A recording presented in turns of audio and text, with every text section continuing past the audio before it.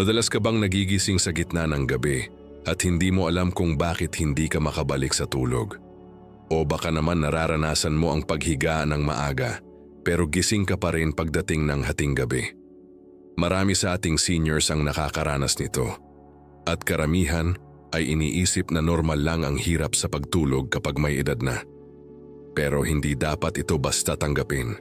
Ang tulog ay mahalaga sa kalusugan at lalo na sa katawan ng senior na mas nangangailangan ng maayos na pahinga upang maging malakas, malinaw ang pag-iisip at mas masaya sa araw-araw. Ngayong araw gusto kong bigyan ka ng gabay para unti-unting gumaan ang pakiramdam mo at bumalik ang mahimbing na tulog na matagal mo nang hinahanap. Hindi ito tungkol sa mamahaling gamot o komplikadong routine. Ito ay tungkol sa mga simpleng hakbang na kayang baguhin ang paraan ng pagtulog mo sa natural na paraan. At habang nakikinig ka, gusto kong isipin mo na hindi ka nag-iisa. Maraming seniors ang dumaraan dito at may solusyon na kaya mong gawin sa sariling bahay. Simulan natin sa unang mahalagang punto. Ang pinaka-foundational step para sa seniors ay ang pagkakaroon ng consistent na oras ng pagtulog at paggising. Maraming seniors ang natutulog ng huli pero nagigising ng sobrang aga. O kaya naman, nagnanap ng mahaba sa hapon, kaya nawawala ang antok pagdating ng gabi. Kapag bago ang body clock, nalilito ang utak at hindi niya alam kung kailan dapat maglabas ng melatonin, ang natural hormone ng tulog.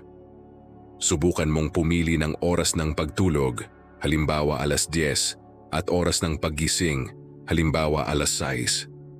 Sundin ito araw-araw, kahit may mga araw na puyat.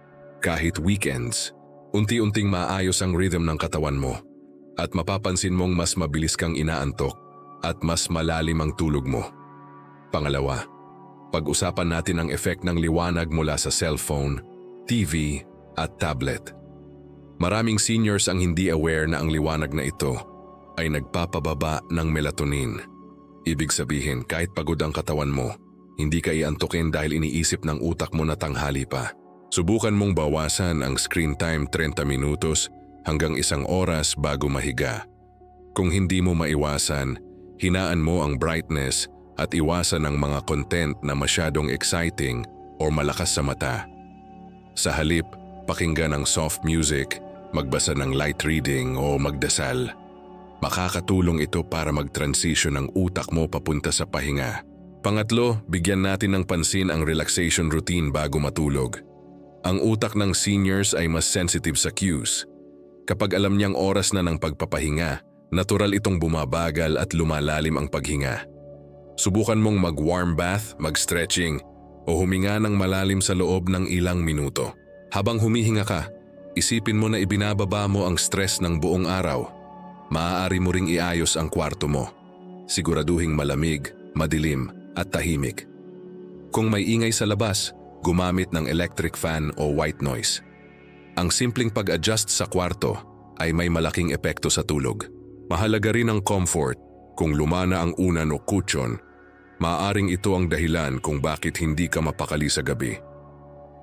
Ang katawan ng seniors ay mas mabilis sumakit kapag hindi tama ang suporta. Kaya subukan mong ayusin ang higaan mo para maging mas inviting at relaxing.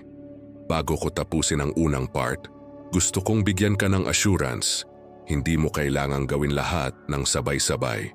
Pumili ka lang ng 1 o 2 kayang simulan mamaya o bukas. Ang mahalaga ay gumagawa ka ng hakbang. At habang nagpapatuloy tayo sa susunod na part, mas matututunan mo kung paano palalimin at pagandahin pa ang tulog mo sa natural at ligtas na paraan. Kung nandito ka pa, comment mahimbing tulog now. Ngayon na napag-usapan natin ang basics sa part 1, gusto kong dalhin ka sa mas malalim na bahagi ng pag-unawa kung bakit hirap matulog ang maraming seniors at ano pa ang mga natural na paraan para tulungan ang katawan na bumalik sa tamang ritmo ng pahinga. Marami sa inyo ang nagsasabing hindi na kayo inaantok kahit pagod o kaya naman ang bilis ninyong magising kahit sobrang aga pa. Hindi ito dahil mahina ka o may mali sa iyo. Ito ay dahil nagbabago ang katawan habang tumatanda at kailangan lang nating ibalik ang tamang signal na magpapakalma sa isip at katawan. Isa sa pinakaimportanting bagay para sa mas mahimbing na tulog ay ang paggalaw sa araw. Tuyos napakaraming seniors ang hindi napapansin na ang katawan ay parang makina na kapag hindi ginagamit sa araw, hindi rin madaling bumagal sa gabi. Kapag kulang sa physical activity, hindi lumalabas ang natural sleep pressure ng katawan. Ibig sabihin, kahit oras na ng tulog, hindi ramdam ng utak ang pagod na magpapahimbing sa iyo. Hindi mo kailangan ng mabibigat na ehersisyo. Kahit 10 hanggang 20 minutos na paglalakad, simpleng pagwalis sa bakuran, pagpunas, o kahit stretching ay nakakatulong. Ang mahalaga ay gagalaw ang katawan mo tuwing araw. Dahil ito ang natural na nagpapalabas ng signal sa utak na kailangan niyang magpahinga pagdating ng gabi. Pangalawa, gusto kong pag-usapan ang pagkain. Marami sa atin ang hindi aware na may mga pagkain na nakakaistorbo sa tulog lalo na sa seniors. Halimbawa, ang sobrang alat ay nagdudulot ng uhaw sa gabi. Ang caffeine mula sa kape, tsaa, soft drinks, at kahit tsokolate ay may effect pa rin hanggang 10 oras sa katawan. Kaya kung nagkakape ka ng hapon, huwag nang magtaka kung bakit hirap kang antukin pagdating ng gabi. Kung gusto mo ng mainit na iniinom na nakakakalma, subukan ng maligamgam na tubig, salabat o chamomile tea. Nakakatulong ito para mag-relax ang katawan at bumagal ang tibok ng puso bago matulog.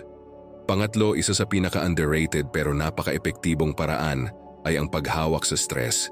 Kahit gaano ka man katapang, may mga gabi na hindi mo maiwasang mag-isip ng mag-isip. Bakit kaya ganito ang nangyari? Tama ba ang desisyon ko? Ano ang mangyayari bukas? At bilang senior, mas marami kang iniisip tungkol sa kalusugan, pamilya, pera, at kung ano ang mangyayari sa hinaharap. Ang utak na puno ng worry ay ayaw matulog. Parang may alarm sa loob ng isip na hindi nagsasara. Isa sa mga epektibong paraan para dito ay ang tinatawag na worry download. Bago matulog, kumuha ka ng papel at isulat ang lahat ng gumugulo sa isip mo. Hindi mo kailangang iresolba. Isulat mo lang. Kapag nailabas mo ang bigat, mas madali kang makakaramdam ng pagkalma. Isa pang paraan ay ang pag-practice ng deep breathing. Halimbawa, huminga ka ng malalim sa loob ng 4 na segundo. Pigilan sandali. Pagkatapos ilabas ang hangin sa loob ng 6 na segundo. Ulitin mo ito ng ilang beses. Makikita mo na ang dibdib mo ay bumababa, ang balikat mo ay lumuluwag, at ang isip mo ay unti-unting tumatahimik. Ito ay natural na paraan para pababain ang stress hormones sa katawan. Pang-apat, napakahalaga ng exposure sa natural light sa araw. Maraming seniors ang madalas nasa loob ng bahay at hindi masyadong nakikita ang sikat ng araw. Pero ang araw ang natural na alarm clock ng katawan. Kapag nakakita ang mata mo ng natural light kahit 10 minuto sa umaga, nagigising ang body clock mo at nagkakaroon ng malinaw na signal kung kailan dapat magising at kung kailan dapat antukin. Hindi kailangang mainit, kahit sa may bintana, teras o pinto. Basta may natural light, malaking tulong ito. Ikalima, ito ang kadalasang hindi na pag-uusapan pero napakahalaga. Yung mga seniors ay mas sensitibo sa pakiramdam ng pagiging mag-isa sa gabi. Kapag tahimik na ang buong bahay, doon lumalakas ang mga naiisip, mga alaala, at mga bagay na hindi mo nasisettle sa araw. Ang simpleng pakiramdam ng companionship o koneksyon ay nakakatulong para pakalmahin ang isip. Kung may kasama ka sa bahay, makipagkwentuhan bago matulog. Kung mag-isa ka naman, pakinggan ang soft background sounds tulad ng ulan, hangin or instrumental music. Ito ay nagbibigay ng sensation na hindi ka nag-iisa sa gabi. Habang dumadaan tayo sa bawat natural technique, gusto kong ipaalala sa iyo na ang goal natin ay hindi perpektong tulog agad. Ang layunin ay unti-unting paluwagin ang tensyon sa katawan mo hanggang mas madali kang makatulog at mas bihira ang pagising sa gitna ng gabi. Napakarami pang paraan na pwede nating pag-usapan sa part 3 at part 4. Pero ngayon ang gusto ko ay simulan mo muna ang isang maliit na habit mula dito. Pwede mong piliin ang walking routine, ang pag-control sa screen time, ang pag-adjust ng pagkain o ang breathing exercise. Piliin mo kung alin ang pinakakaya mong simulan bukas o mamaya. At habang nagpapatuloy tayo sa susunod na part, dadalhin pa kita sa mas malalim na natural na routine para mas maging consistent ang tulog mo. Gusto kong malaman mo na hindi imposibleng ayusin ang tulog mo. Kailangan lang ng tamang gabay, tamang steps at tamang mindset. Kung nandito ka pa, comment "Come sleep now". Ngayong napag-usapan natin ang mga unang natural na paraan, gusto kong dalhin ka sa mas malalim pang pag-unawa kung paano makakatulong ang katawan at isip mo sa paglikha ng mas mahimbing na tulog. Sa part 3 na ito, pag-uusapan natin ang mga simpleng pagbabago na madalas hindi napapansin ng mga seniors pero napakalaki ng epekto sa kalidad ng tulog. Marami kasing tao ang iniisip na ang insomnia ay basta problema lang ng utak. Pero ang totoo, ito ay konektado sa buong lifestyle mo. Ang tulog ay parang domino. Kapag may isang parte na mali ang pwesto, lahat ay apektado. Kaya ang goal natin ngayon ay isa-isahin ang mga bagay na nagpapahirap sa iyo at ayusin ito sa paraan na kayang gawin ng kahit sinong senior. Unahin natin ang isa sa pinakamalaking dahilan ng pagputol-putol na tulog sa gabi, ang sobrang katahimikan. Maraming seniors ang hindi komportable kapag masyadong tahimik ang gabi. Kapag sobrang tahimik, mas mabilis pumasok ang mga iniisip at memories na hindi mo naman sinasadya. Pati ang malilit na ingay, tulad ng pagpihit ng pinto, pagdaan ng sasakyan, o kahit paggalaw mo lang sa kama, bigla kang nagigising. Normal ito. Habang tumatanda, mas nagiging sensitibo ang pandinig pagdating sa mga abrupt sounds. Kaya isang napaka-epektibong teknik ay ang paggamit ng gentle background sound. Hindi naman kailangan ng malakas. Kahit soft rain sounds, hinangin, or gentle instrumental music ay sapat na para magkaroon ng sense of comfort habang natutulog. Ang steady sound ay nagbibigay ng pakiramdam na stable ang paligid. Kaya mas madali kang makatulog at mas matagal kang mananatiling tulog. Pangalawa, pag-usapan natin ang temperatura ng katawan. Hindi alam ng marami, pero ang katawan ng tao ay kailangan bumaba ang internal temperature bago makatulog ng maayos, para itong natural signal na oras na ng pahinga. Pero maraming seniors ang nahihirapan dito dahil sa hormonal changes, arthritis, hot flashes, o simpleng discomfort. Kaya malaking tulong ang pag-adjust ng surroundings. Ang malamig na kwarto ay mas ideal para sa tulog. Subukan mong gamitin ang electric fan, buksan ng bahagya ang bintana kung malamig ang hangin, o gumamit ng manipis na kumot. Kahit simpleng pag-adjust ng kumot ay pwedeng magpababa ng body temperature. At kapag bumaba ang init ng katawan, mas mabilis itong pumapasok sa deep sleep phase. Pangatlo, meron ding malaking impact ang paggalaw sa hapon.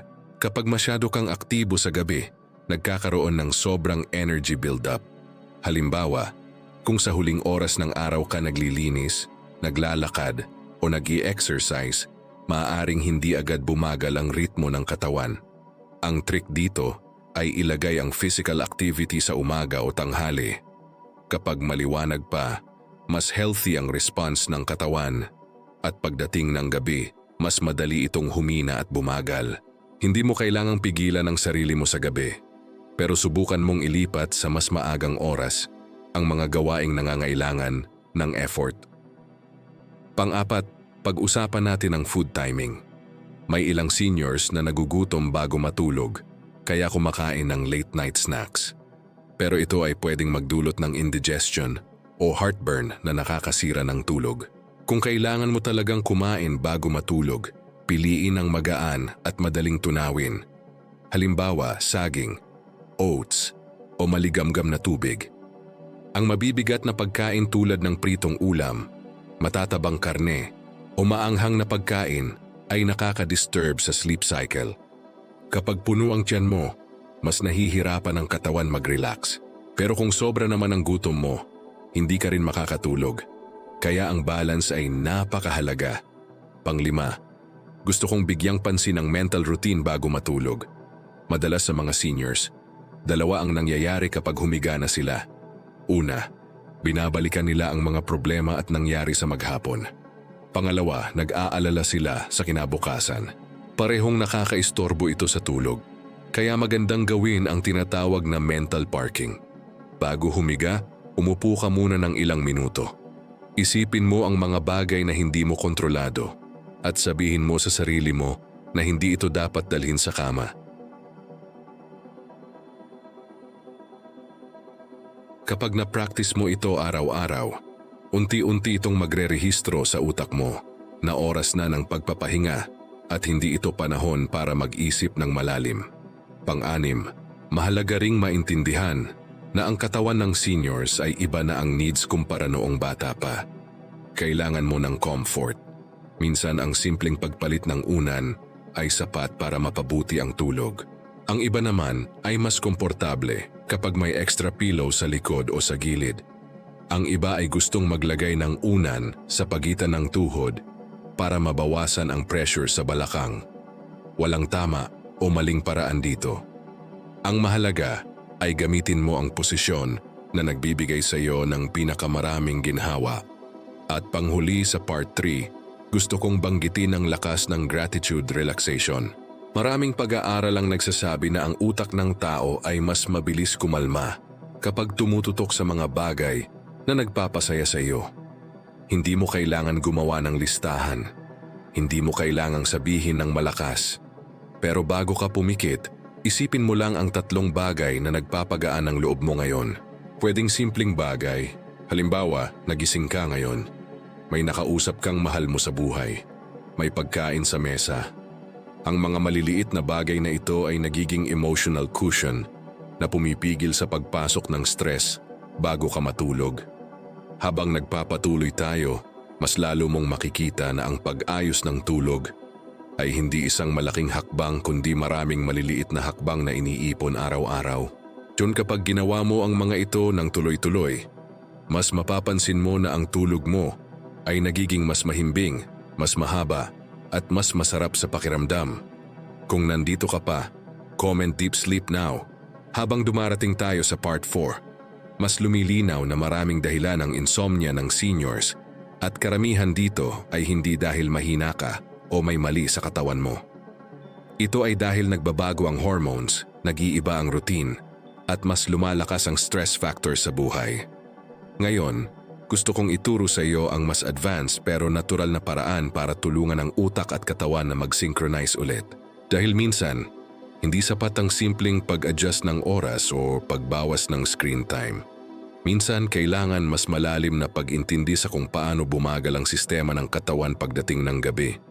Simulan natin sa isa sa pinaka-powerful na technique na hindi masyadong alam ng maraming seniors, ang tinatawag na sensory grounding.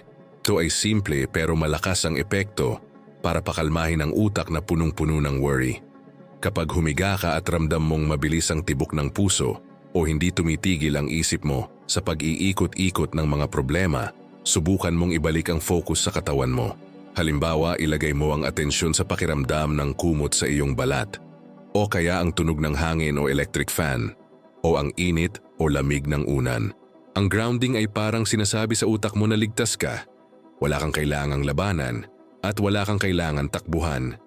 Kapag naramdaman niyang safe ang paligid, mas madali itong papasok sa tulog. Pangalawa, pag-usapan natin ang effect ng routine consistency. Maraming seniors ang gumagawa ng relax routine pero hindi consistent. Isang gabi gagawin, 2 gabi hindi. Pero ang utak, lalo na sa edad na ito, ay naghahanap ng pattern. Para itong bata na kailangan ng reassurance na oras na ng pahinga. Kaya kung kaya mo, gawin mo ang relax routine mo sa parehong oras kada gabi. Kahit 5 minutos na breathing, stretching o pakikinig ng soft music ay sapat na basta consistent.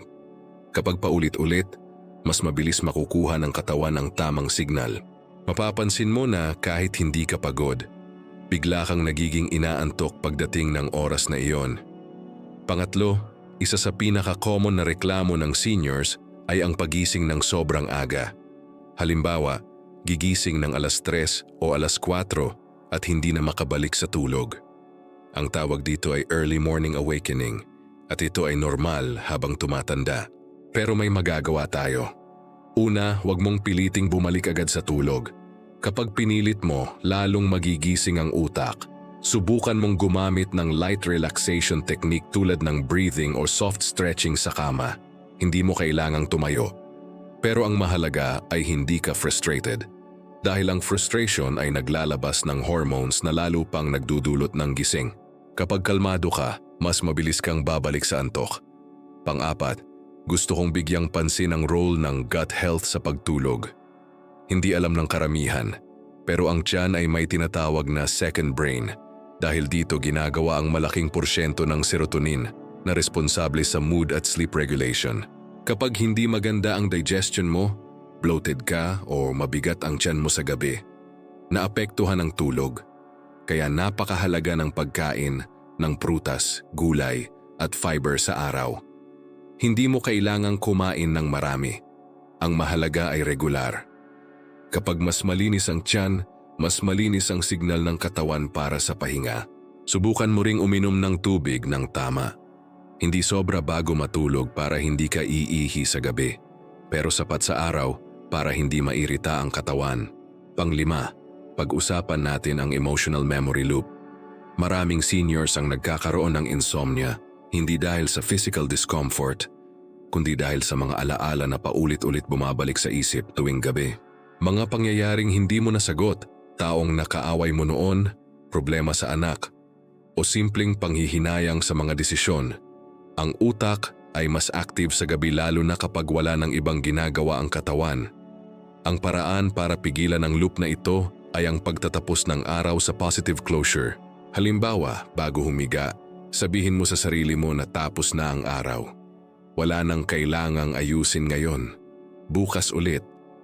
Ang simpleng mental closure ay naglalagay ng boundary at tumutulong sa utak na hindi maglabas ng sobrang analysis habang natutulog ka.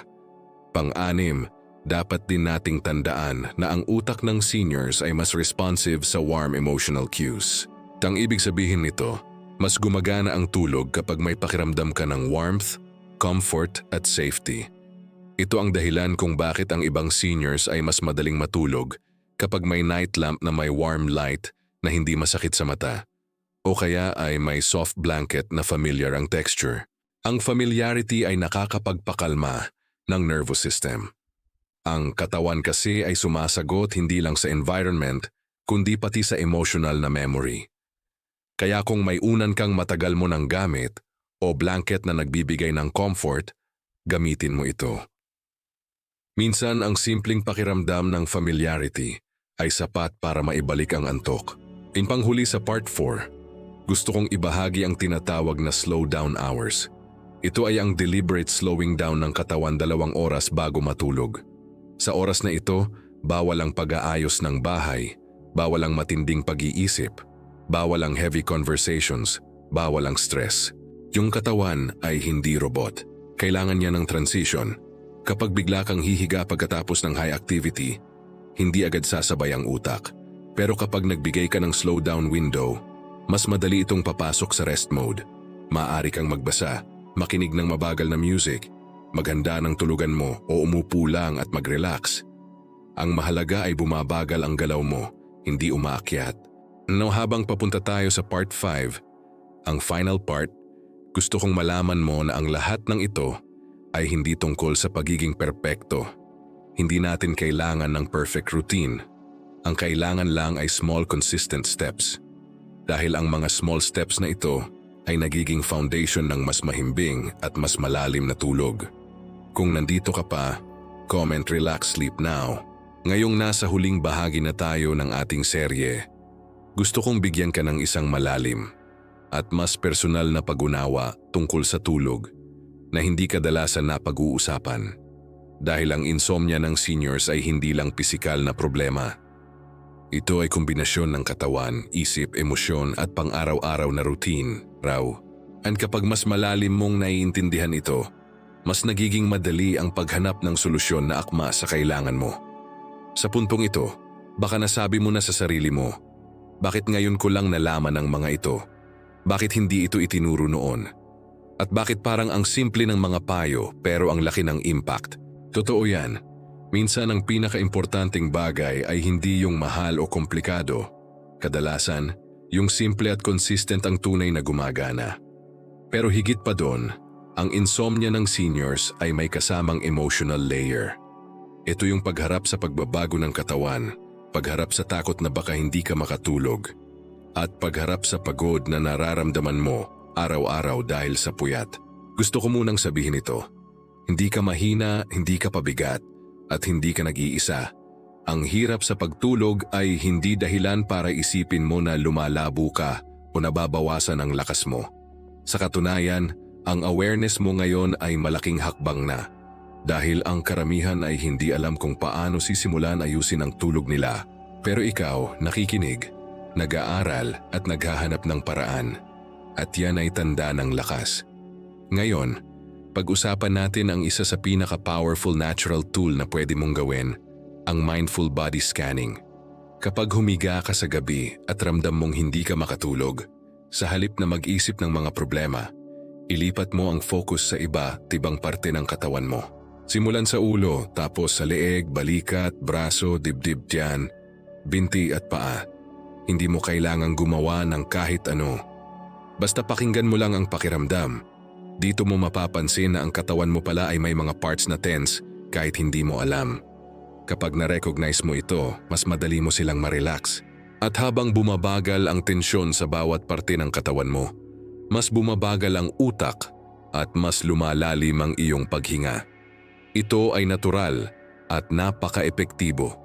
Pangalawa, gusto kong talakayin ang tinatawag na emotional unloading before sleep. Alam mo, maraming seniors ang hindi agad nakakatulog dahil may mga bagay silang hindi nabibitawan. Problema sa anak, pera, gustong sabihin sa isang tao pero hindi masabi, panghihinayang sa nakaraan, o takot sa darating. Ang mga bigat na ito ay parang bato na nakapatong sa dibdib mo. Pero bago ka matulog, pwede mong ilabas ito sa paraan na ligtas at magaan. Isulat mo sa papel ang gumugulo sa isip mo. O kung ayaw mo magsulat, sabihin mo sa sarili mo ng tahimik. Ang mahalaga ay ilabas mo ito sa ulo mo. Hindi mo kailangang iresolba ngayon. Kailangan mo lang itong ilabas para hindi ito magsiksikan sa isip mo habang natutulog ka. Pangatlo, mahalagang pag-usapan ang healing power ng acceptance. Maraming seniors ang nagsasabing, hindi ako makatulog kahit anong gawin ko. Pero minsan, ang mismong takot na hindi ka makatulog ay nagpapagising sa'yo. Tinatawag itong sleep anxiety. Ang utak mo ay naghahanda sa worst case scenario kahit wala namang danger. Ang isang paraan para mawala ito ay sabihin sa sarili mo, ayos lang kung hindi ako agad makatulog. Hindi itong laban. Hindi ko kailangang pilitin. Hindi ko kailangan kabahan. Kapag tinanggap mo na hindi mo kailangang maging perpekto sa pagtulog, biglang bumababa ang pressure. At kapag bumaba ang pressure, mas mabilis dumadating ang antok. Pang-apat, gusto kong bigyan ng pansin ang importance of emotional safety. Bilang senior, mas malakas ang response mo sa mga bagay na nagbibigay ng sense of comfort. Halimbawa, pagkakaroon ng mainit na kumot na paborito mo, paglagay ng maliit na night lamp na hindi masakit sa mata, o kaya simpleng amoy ng eucalyptus o lavender sa kwarto. Ang mga maliliit na cues na ito ay nagigising ang natural relax system ng katawan. Naaalala mo yung panahon na mas simple ang buhay at hindi ganiyan kabigat ang mundo. Ang emosyonal na memory na ito ay may kakayahang pakalmahin ka kahit hindi mo sinasadya. Panglima, gusto kong banggitin ang role ng self-compassion. Maraming seniors ang mahigpit sa sarili nila. Kapag hindi sila makatulog, naiirita sila sa sarili nila. Kapag napuyat, sinisisi nila ang sarili. Pero tandaan mo, ang katawan ay hindi machine. Hindi ito programmed. Ito ay buhay, humihinga at tumatanda. At ang pagtanda ay hindi kahinaan. Ito ay yugto na kailangan ng mas malumanay na approach. Kapag naging mabait ka sa sarili mo, kapag tinanggap mo na hindi mo kailangang kontrolin ang lahat, mas nagiging malaya ang isip mo. At mas free ang utak, mas madaling pumapasok sa tulog. At panghuli, gusto kong ibigay sa iyo ang pinakamahalagang mensahe ng buong serye. Ang tulog ay hindi magic. Hindi rin ito lumalapit sa taong stressed, galit, takot o laging nagmamadali. Pero ang tulog ay lumalapit sa taong marunong magpahinga, kumalma, at pahalagahan ang sarili. Ang tulog ay parang bisita. Kapag welcome ang pakiramdam mo, mas madali itong dumating. At sa bawat maliit na habit na ginagawa mo araw-araw, mas nagiging welcoming ang isip at katawan mo para sa mahimbing na tulog. Kaya ngayon, pagkatapos mo panoorin ang video na ito, piliin mo ang isang ritual na gusto mong simulan mamaya. Kahit simpleng breathing, o pag-off ng phone ng mas maaga, o paglagay ng soft sound sa gabi, ang mahalaga ay simulan mo. Dahil ang pagsisimula ang unang hakbang sa paggaling. Salamat sa pagtapos ng buong series. Ibig sabihin handa ka ng alagaan ang tulog mo at ang sarili mo. At nandito lang ako para gabayan ka sa bawat hakbang. Kung nandito ka pa, comment peaceful sleep now.